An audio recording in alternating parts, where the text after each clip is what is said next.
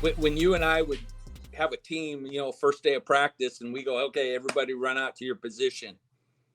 Everybody runs out to catcher, pitcher, shortstop, center field. Yeah. I mean, that's the reality of it, Yeah. So that's a lot of what you're doing.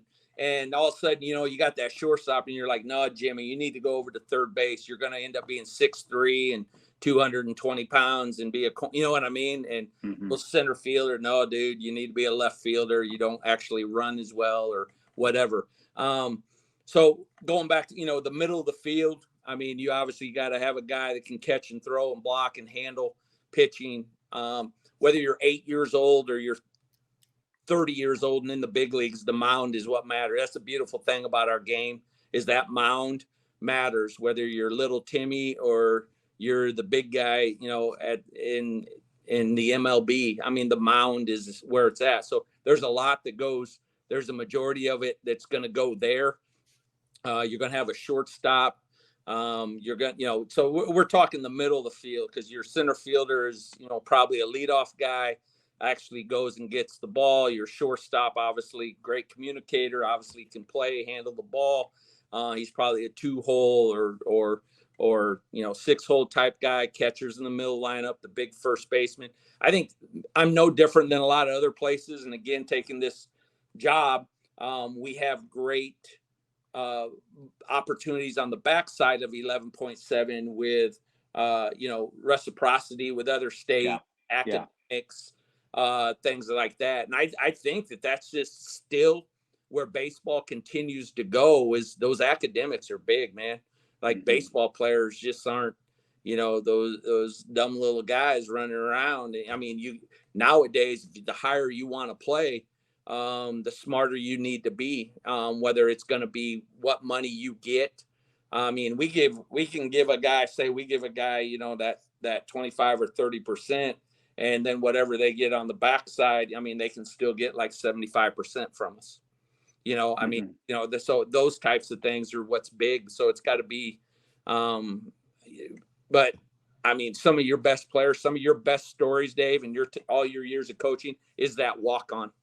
Parents got to understand that when you're being approached by a coach, and to not get offended if they're getting offered very little money because their son's a first baseman or maybe a corner outfielder.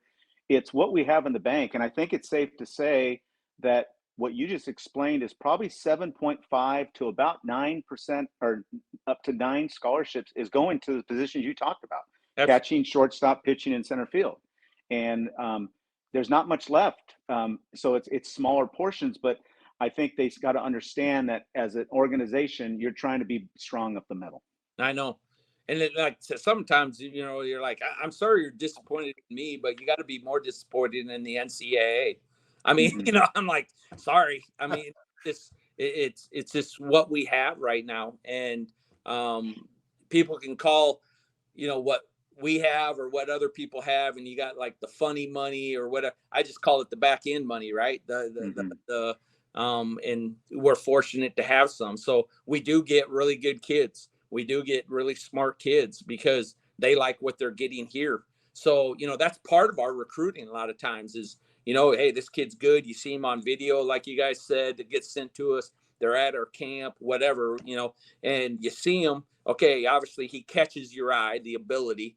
And then you look at grades, and then you look at what mom and dad do. And I mean, let's be honest, right? And then you try to it's pencil to paper with what money you have for the position, what academic money he gets with that. And now how can we come in the back end scholarship wise and make this work for us and them, right? Yeah. You're talking about the back end money academically or state reciprocities and stuff like that. But let's be honest, we back end on the scholarship to make this work. If they're already getting, 48% on academics and whatever, then what do we need to make this work for us, pencil to paper, because we still got 3 other guys to recruit. And how can we make this work for this kid and the family? Yeah. Perfect. So Mark, it's not perfect, is it? Right. It doesn't always work. No. Right. No. It doesn't always work the way families want it to work, but sometimes they just don't have a good understanding as to the realities and the finite number of scholarships that have to be broken up currently amongst the 27, student athletes.